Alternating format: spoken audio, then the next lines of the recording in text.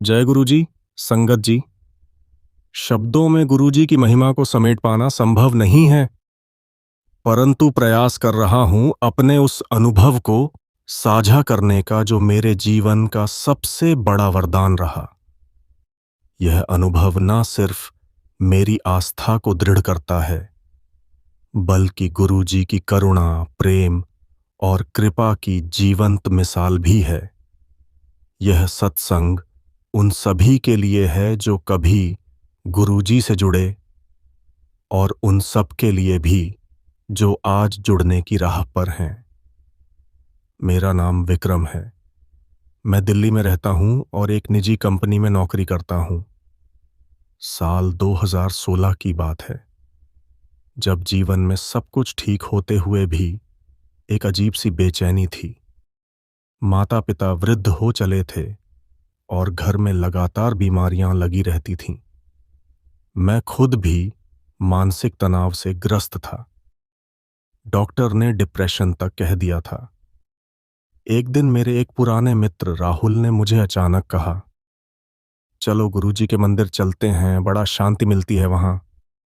उस समय मैं भगवान में श्रद्धा तो रखता था, परंतु गुरुजी के बारे में कुछ नहीं जानता था। मैंने कहा, कौन गुरुजी? और उसने जवाब दिया, बस तू चल, तुझे सब समझ आ जाएगा, वो खुद बुलाते हैं। हम चतुर्थ गुरुजी के मंदिर छतरपुर पहुंचे।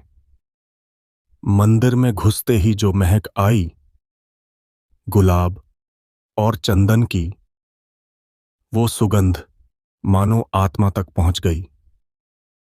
एक शांति, एक कंपन, जैसे कोई अदृश्य शक्ति भीतर प्रवेश कर रही हो। मुझे पहली बार लगा, ये जगह साधारण नहीं है। वहां बैठते ही एक सेवादार आया और चाय दी। राहुल ने कहा, ये चाय गुरुजी की प्रसाद है, बड़े भाग्य से मिलती है। मैंने ग्रहण की और जैसे ही पहला घूंट लिया, शरीर में कंपन सी होने लगी। वो कोई साधारण चाय नहीं थी, उसमें ऊर्जा थी, प्रेम था और अनदेखी शक्ति थी। लंगर में बैठकर खिचड़ी और बूंदी खाई, वो भी किसी प्रसाद से कम नहीं था। उस दिन कुछ ऐसा हुआ कि मेरी आंखों से आंसू बहने लगे, बिना वजह। शायद आत्मा पहचान गई थी कि वो अपने सच्चे घर पहुंच चुकी है। उस दिन के बाद से मैंने रोज गुरुजी की तस्वीर देखना शुरू कर दी। उनका शिव रूप और मुस्कुराता चेहरा, जैसे कह रहा हो, सब ठीक हो जाएगा बेटा। कुछ ही हफ्तों में मां की वर्षों पुरानी डायबिटीज स्थिर हो गई। पिता का ब्लड प्रेशर कंट्रोल में आ गया। डॉक्टर भी हैरान थे और मेरे अंदर की बेचैनी धीरे धीरे गायब हो गई। मन स्थिर होने लगा। गुरुजी की फोटो के सामने बैठते ही एक शांति का अनुभव होता। मैं नौकरी से असंतुष्ट था और एक बड़ी कंपनी में जाना चाहता था।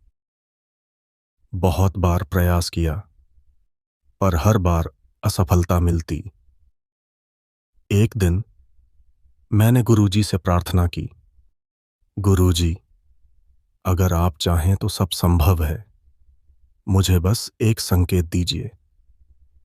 अगले ही दिन एक बड़ी मल्टीनेशनल कंपनी से कॉल आया। इंटरव्यू दिया और जो सवाल पूछे गए वो सारे वही थे जो मैंने एक रात पहले सपने में देखे थे। परिणाम, मुझे 80% अधिक पैकेज पर नौकरी मिल गई। ये गुरुजी की लीला नहीं तो क्या थी। 2020 की बात है। एक रात गुरुजी मेरे स्वप्न में आए। वो गुलाबी चोला पहने मुस्कुरा रहे थे। बोले, बेटा, चिंता मत कर, सब कुछ संभाल लेंगे। जब नींद खुली तो मेरा पूरा शरीर पसीने से तर था, लेकिन मन में शांति थी। उस दिन समझ आया कि यह सामान्य सपना नहीं था, यह गुरु दर्शन था।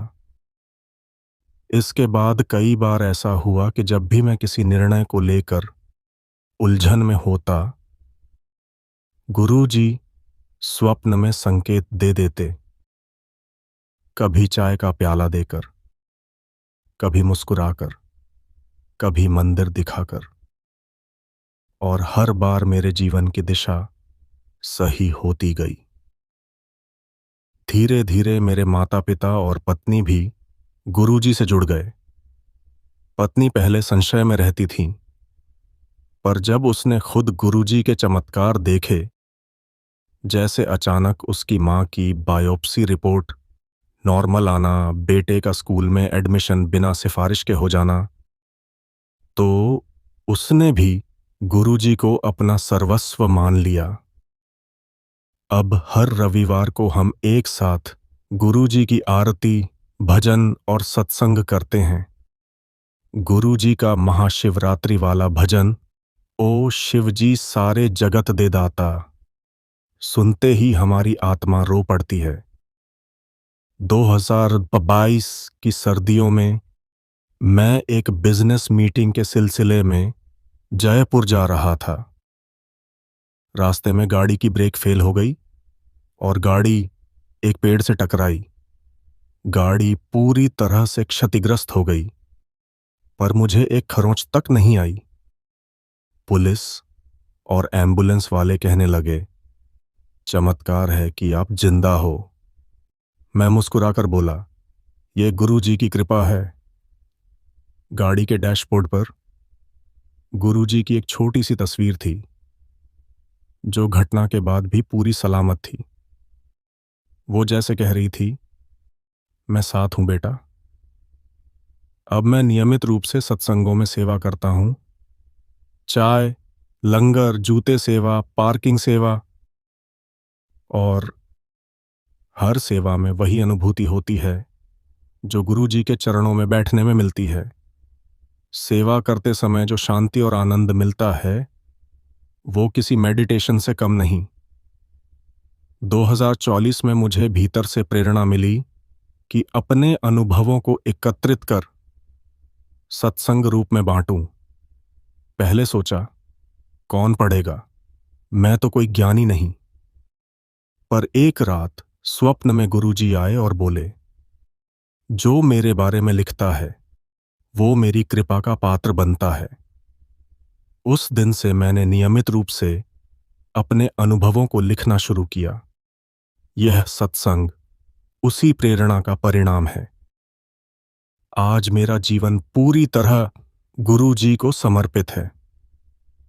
हर सुबह उठते ही जय गुरुजी से दिन की शुरुआत होती है, और हर रात गुरुजी की तस्वीर को देखकर सोता हूं।